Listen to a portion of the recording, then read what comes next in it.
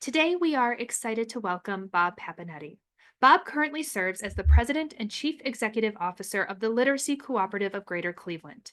Prior to joining the Literacy Cooperative, he served as the Vice President of Cuyahoga Community College's Workforce and Economic Development Division and the Executive Director of the Workforce Solutions Division.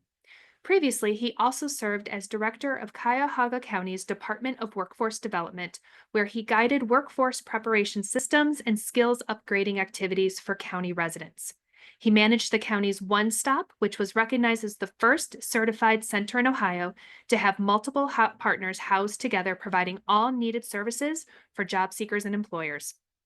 During this time, Bob was the executive director of the 35-member Cuyahoga County Workforce Investment Board that included many of the county's business, education, and civic leaders. He also served as director of workforce development for both CGI Group and Orion Consulting.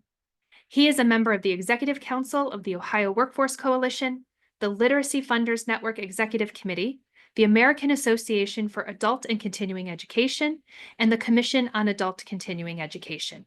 He served as member of the United Way Greater Cleveland Executive Committee and Board of Directors, co-chair of the United Way Self-Sufficiency and Basic Skills Investment Committee, as well as the Ohio Skills Bank Healthcare Subcommittee and the talent team for the Fund for Our Economic Future. And we are proud to call him a graduate of the Leadership Cleveland class of 2012. Please welcome Bob. Thank you, Rachel.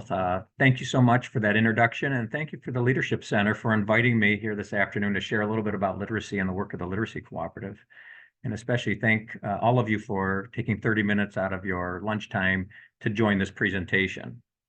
I'm excited to share a little bit about our work. So I'll go ahead and share my screen.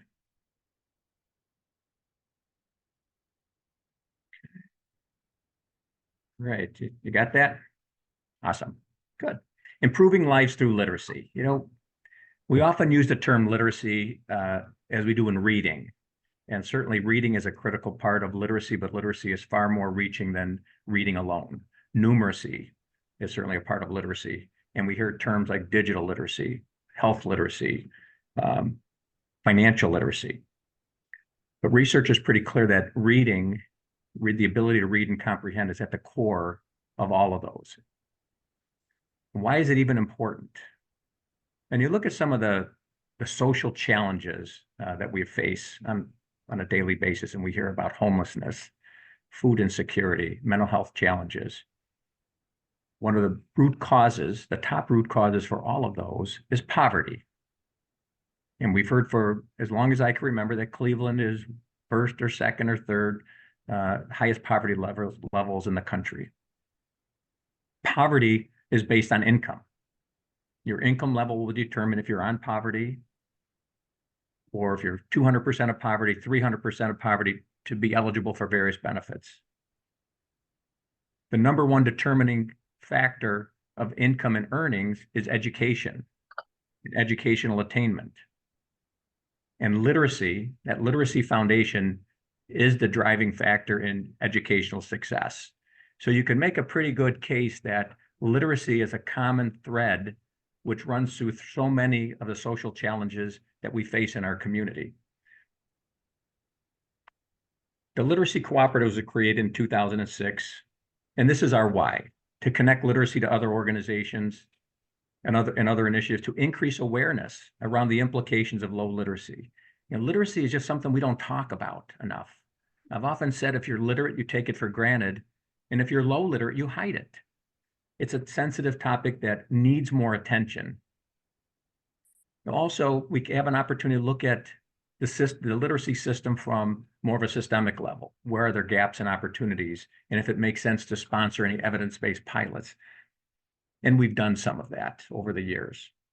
So I joined the organization in 2007 as its first executive director. And at the time, the founders were putting a board of directors together. So in 2008, with a new board of directors and a new executive director, we sat down to determine what would be the areas, our focus areas that would guide our work. And so we settled on two of them for the most part: adult literacy. And we look at that through the lens of career pathways. Now, this has a lot to do with my background. As Rachel said, I was the director of workforce development for Cuyahoga County. I was a vice president of workforce and economic development for Cuyahoga Community College. So I got to see some of the impact of low literacy and how that impacted students' ability to get skills. And so as we sat down with our board, I said, I'm pretty comfortable with the adult literacy focus area. The other focus area was on early literacy. And for our board, that was birth to the age of 5, basically kindergarten readiness. And I recall sitting there again with the board saying that, except for the fact that I have 4 children, I don't really know much about early literacy. And so I'd like to share a little bit of my learnings, my journey in this early learning area on some of the research and theories that are out there. So our early learning vision is the connectivity of learning from birth to kindergarten. And it's really helping children be ready for kindergarten, to have that foundation in place. We promote that vision by closing the word gap. You know, when I got involved in this, I heard about a study that was done called the 30 million word gap. It said that children in an affluent family will hear 30 million more words than a child in a poor family by the time they're 4 years old. It just didn't make sense to me. I had a hard time wrapping my head around, how is it possible that children are hearing 30 million more words? Not necessarily different words, but hearing more words. And I had the opportunity to be at a conference and hear a speaker, Dr. Dana Suskin, who wrote a book called 30 Million Words, How to Build a Child's Brain. And one of the things she said that stuck with me is that when a baby is born, if they're healthy, pretty much every major organ in their body is working as it will to the end of life, except their brain. The brain is undeveloped when that baby is born. And there are hundreds of billions of neurons in that baby's brain that are looking for the stimulation, for the nourishment to grow and to grow strong. And words spoken by a human being help those neurons associated with language development grow. So it's critical that families are talking to their children early in that child's life, especially in those first 3 years when we know the most optimal time for brain development. So getting that information out to families to know that talking is good for your child. And of course, reading with your child is even better. And we accomplish this really through the Dolly Parton Imagination Library program. One of the other things that I didn't know much about was the kindergarten readiness assessment. Now, I know the summer before my children were about to start kindergarten, my wife would have taken them to the school to be assessed as to their level of readiness. What I later learned is that the state of Ohio has a tool that is used for children entering public or community schools to test their level of readiness before they start. Now, it's used to determine their foundational skills, not necessarily whether they should or shouldn't. So based on the assessment, children are put into one of 3 levels. Demonstrating means they have the foundation in place, the foundation and behaviors in place to start kindergarten. Approaching means they have some of the foundational skills and behaviors. And emerging is they have minimal skills and foundation as they enter kindergarten. To give you some idea, here are the scores for children entering in the 23 school year. In Cuyahoga County overall, 2/3 of the children beginning kindergarten were not fully prepared. And that's pretty comparable to the state of Ohio. In Cleveland, 4 out of 5 children were behind the moment they stepped foot in a kindergarten classroom. And you can see from this information that nearly 50% were at the emerging level, which means they had minimal skills, foundational skills and behaviors in place when they started kindergarten. And I shared for you the Lakewood and Rocky River number just to have some context. The other interesting thing I learned in the early learning was the importance of 3rd grade reading. All the research says that a child's reading ability in 3rd grade is one of the best predictors of their success in school. Why? Yeah. What the researchers and educators shared with me is that up to 3rd grade, you learn to read. After 3rd grade, you read to learn. Got to think about that. Learn to read, read to learn. Okay. If you go into 4th grade with poor reading skills, you are going to be further and further behind because the assumption is there that you have the foundation in place to read. And so as you can see, we have many children who are entering kindergarten behind. They have to catch up by 3rd grade. And try as we might, we find that it's not as successful as we need it to be. So we weren't surprised when a report came out earlier this year called the National Assessment of Educational Progress, also called the nation's report card, which tests 4th and 8th grade reading scores across the country. Of the 25 major cities that participate, Cleveland was ranked 24th, only ahead of Detroit. 8% of Cleveland 4th and 8th grade students were scored proficient in reading. I've had some people tell me that that proficient level is far too high. But if you dig deeper into the report, you see that 72% of Cleveland 4th graders were below basic level, which means they are challenged as they go along with their educational progress, that they're reading below proficiency and below basic. So one of the things that we do to combat this is a problem that could be prevented in many ways by looking upstream to kindergarten readiness and closing the word gap and helping those children get the foundation in place before they enter kindergarten. And we do that primarily through Dolly Parton's Imagination Library program. Dolly Parton created this 30 years ago. A child who's enrolled in this program gets a brand new age-appropriate book in the mail every month until they turn 5 years old.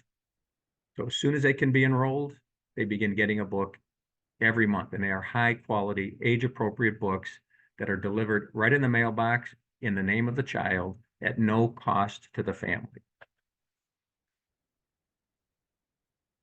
The Literacy Cooperative leads the program in Cuyahoga County, and where we have about 75,000 children who have participated in the program, and more than 2 million books have been mailed to children in Cuyahoga County.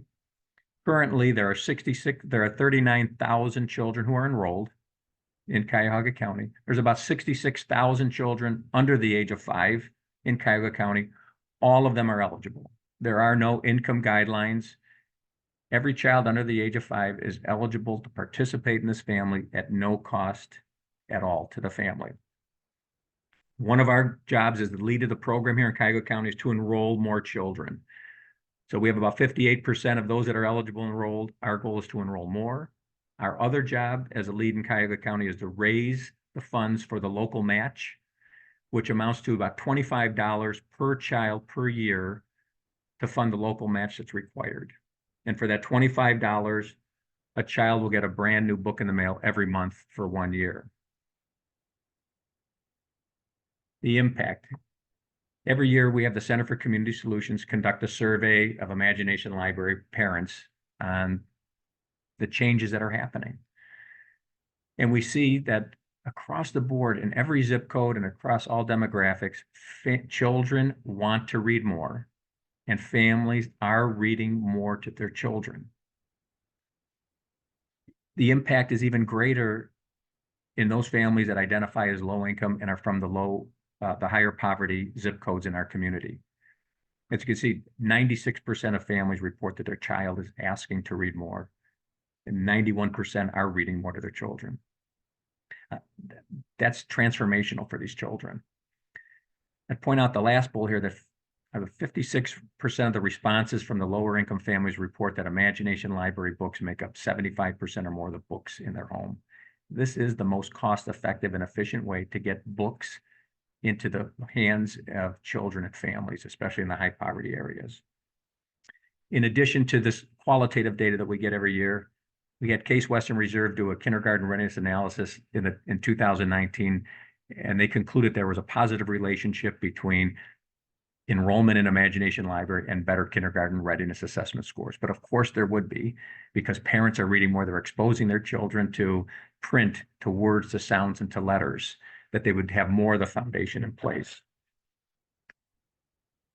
A couple other benefits, and these are in our survey. We have the open-ended question, tell us one of the benefits of Imagination Library. 93% of the parents that complete the survey put something in this area, and family bonding comes out on top. Families are spending more quality time together, which is critically important for so many other things other than just the academic gains. We've been seeing the second bullet coming up more, reduce screen time. Some of the comments parents write is that my child is asking for a book instead of an iPad. these are going to be some of the lifelong, skills and habits that children have that we hope will keep them reading real books and spending less time on technology. I want to talk a little bit about the adult literacy side of our work. As I said, it's connectivity of low-skilled adults to career pathways. During my time at Tri-C, the non-credit certificate credential programs in adult literacy were in my area. So again, we tell high school students today, you don't necessarily need to get a 4-year degree, but get a credential, get a certificate. All of those require a requisite level of reading and math that I saw students coming in didn't have. And so we would have to recommend and refer them to our literacy lab that was right down the hall in our building. And I saw the people didn't go, or they went for a little while, then they disappeared, or they might come up again looking to get into a different program. So we had the opportunity to participate in a pilot where we blended literacy in with the vocational training program. It's called contextualizing the literacy. An example might be you can teach math concepts while you're teaching a person who's in a manufacturing or construction program how to read a ruler. So we have examples like that. And what we learned mostly from that is that the students understood the relevancy of what they had to learn as far as the literacy goes, because it related to their job. It also didn't feel like a literacy program.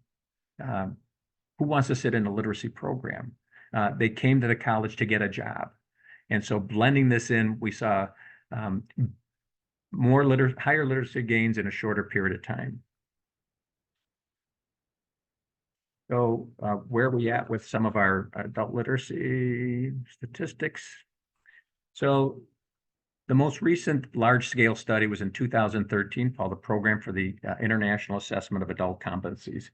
It was a large international study, but they chose to look at literacy skills as they relate to workplace skills needed in the 20th century in the global economy.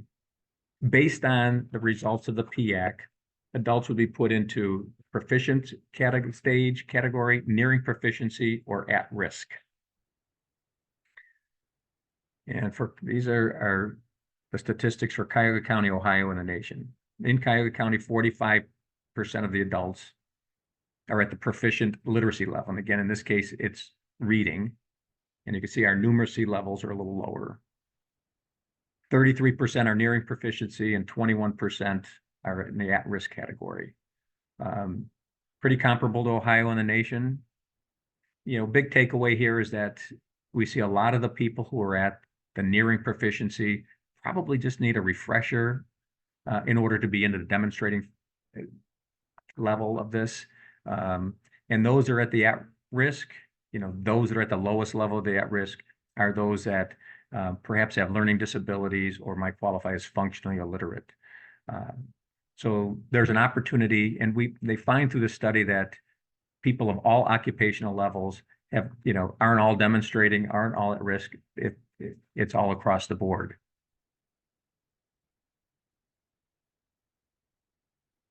So what can we do? One call to action: subscribe to our newsletter. Comes out every week. You could hear about some of our work of our partners, or the research. Follow us on social media platforms. Enroll your child. If you have a child under the age of 5, if you know anyone who is a child under the age of 5, encourage them to enroll in this program. They won't be disappointed, I promise you. They are amazing books, and the children get so excited when that book comes in the mail. If you are an employer and you can share this with your employees through your communications, let your employees know that this program is available at no cost to them. Connecting more adults with adult education. We've got some great adult education programs in the community. If you know someone who you suspect might need that help, please refer them, and you could find more information on this link. And as I said, and if you are an employer or someone who does training and professional development in your company, include literacy and numeracy refreshers. You'd be interested to find that people of all levels could use that help. So this is information. If you want to contact me with any questions, I would be happy to take those. So I really appreciate the time today, and look forward to working with some of you in the future. Bob, thank you so much. Let's jump in with some questions. Do you have any guidance on how to approach adults who may be struggling with literacy but haven't outwardly said so, and how to do this sensitively and offer that support without causing discomfort or embarrassment? Great question. And that's probably one of the biggest barriers. Again, just the embarrassment of it. And people figure the workarounds to make it to again to hide that low literacy. I think what I've heard from some of our partners, it's again, approaching that with some of the resources where they can go to get an assessment or where they can go to get services. And I know some of the people who are on this call represent organizations that provide that service. Um, Seeds of Literacy, Cuyahoga County Public Library are two resources that have what's called Aspire programs, Aspire funding through the federal and state governments that can help people with low literacy skills. And thinking about how adults are trying to function in this in the world, in the community, without having those literacy levels, what are some ways that they're able to compensate? What might that look like for those who are working with others? What are some signs we might be able to pick up on to be able to then offer some support? Some people with the workaround. So when they might ask you to read something that they have a menu perhaps and say, I forgot my glasses at home. Can you read this for me? Or when they kind of come up with things, if it's measurements where they have other examples of the levels that are needed in a certain chemical mixture, and they can't vary from that. Or interesting, I was working with a hospitality group once and talking about this issue, and they noticed in many cases where the mayonnaise, mustard, and ketchup signs were not put in the right places where the mayonnaise, mustard, and ketchup were at. So they suspected that there might be some literacy issues. So I think looking for little signs like that uh, where it's consistent and happens over and over might indicate that there's some challenges there. Now, you mentioned that you're working to enroll more in the Dolly Parton program. What are some of the tactics and outreach that you're doing to raise awareness about the opportunity? The one that's been most successful is to connect to organizations that are working with families that have young children, or to connect to the influencers in the community. Who, every com every community has people in it, whether it's a faith leader, community development corporation, an elected official who has ways to communicate with their constituency, their congregation, their followers. Share information about this program. It's very simple to share information about enrollment in Imagination Library. The enrollment form is about as easy as possible. We've been working with the hospital systems here to get children signed up at birth. We're making progress and we're seeing our newborn enrollments go up. I feel pretty confident that information about Imagination Library is in the Go Home packs after a baby is born. But we've been asking if there's ways that our hospitals could allow us to have volunteers perhaps go in to actually enroll that child before the parent leaves the hospital with the child, so that they can begin getting that book a month or so after they get home. As you look at the current work that you and your team are doing and the needs that you see in the community, what are some of your greatest needs for the organization? Raising awareness around the issue, raising awareness around Imagination Library, the funding, $25 per child per year would seem like it should be a slam dunk. It's challenging for us to raise the funds to sustain and grow this program. As I said, there are 39,000 children enrolled, 66,000 eligible. We'd like to continue to ensure that this program is available for generations of children to come, because of the impact it's having, because of the opportunity to prevent this problem, and perhaps avoid some of the interventions and the band-aids that we need to use later on when you look downstream.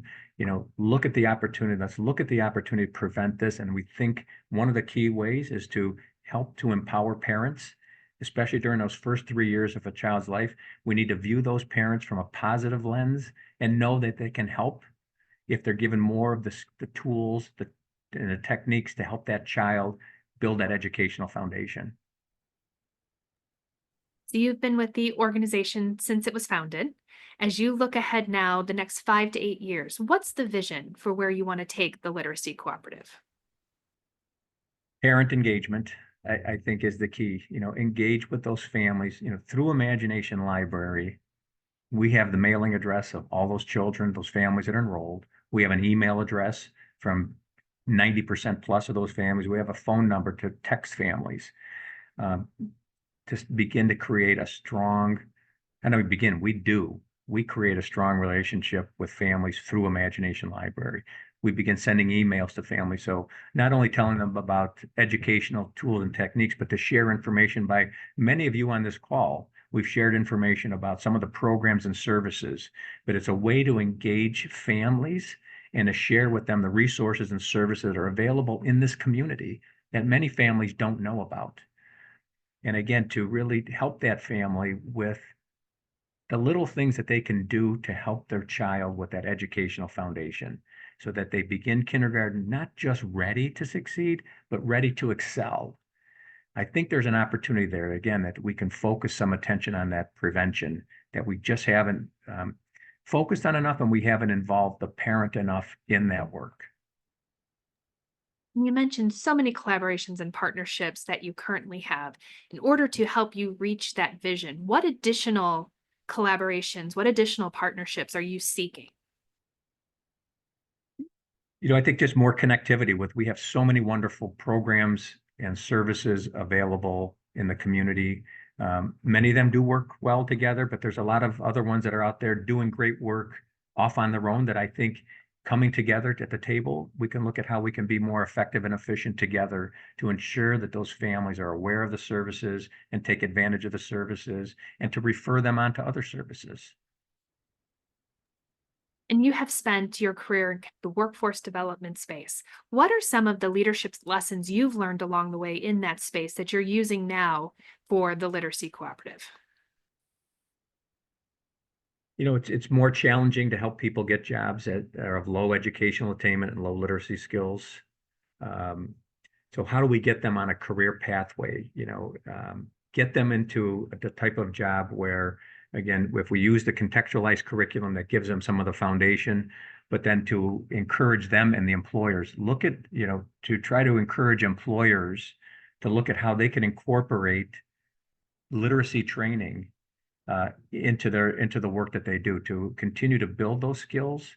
So again, that people can look to move up within the company or look to move on to better paying jobs that then creates openings for other people. There are some organizations in town who do have a career pathway model, whereas they help existing employees who are in lower skilled positions get the training they need in order to move up. They realize those often require literacy to be connected and integrated in with that in order for those employees to move up and get some of those educational credentials or certificates. Well, Bob, we thank you so much for joining us today and sharing the wonderful work of the Literacy Cooperative. And we encourage everyone on the call today to help spread the word, raise awareness, and please reach out to Bob and his team for any opportunities that you might have to continue to collaborate. Thank you so much, Rachel. Thank all of you for being on, for some of the great questions. I hope you'll reach out and see how we can work together.